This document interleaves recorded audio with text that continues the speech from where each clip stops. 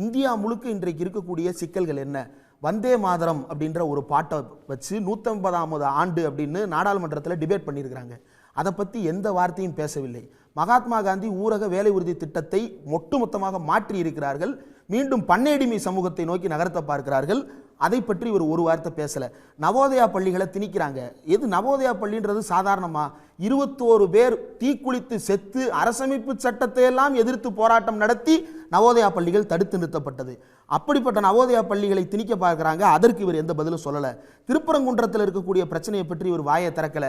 நாளைக்கு எஸ்ஐஆரினுடைய இறுதி பட்டியல் தொடர்பான விவகாரங்கள் நடக்க போகுது, அதுக்கு அவர் எதுவுமே பேசல.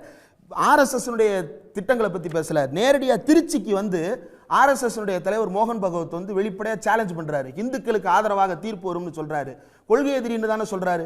ஆர்எஸ்எஸ் எதிர்க்கிறேன்னு தானே சொல்றாரு. மோகன் பகவத் பேச்சுக்கு ஏதாவது மறுப்பு தெரிவிச்சிருக்கிறாரா? ஜிஆர்எஸ் கருத்துக்கு ஏதாவது மறுப்பு தெரிவிச்சிருக்கிறாரா? வாஞ்சிநாதன் ஒரு வழக்கறிஞருக்கு உயிரே பாதுகாப்பு இல்லாத சூழ்நிலையில் அவர் இன்றைக்கும் கோர்ட்ல போய் வாதாடிட்டு இருக்கிறார். அதை பத்தி ஏதாவது பேசியிருக்கிறாரா? எதை பத்தியுமே அவர் பேசல. அவர் இன்னைக்கு பேசுனது முழுக்க முழுக்க மோசடியான அரசியல். அவர் ஓப்பன் பண்றதே ரொம்ப அபத்தமா இருக்கு.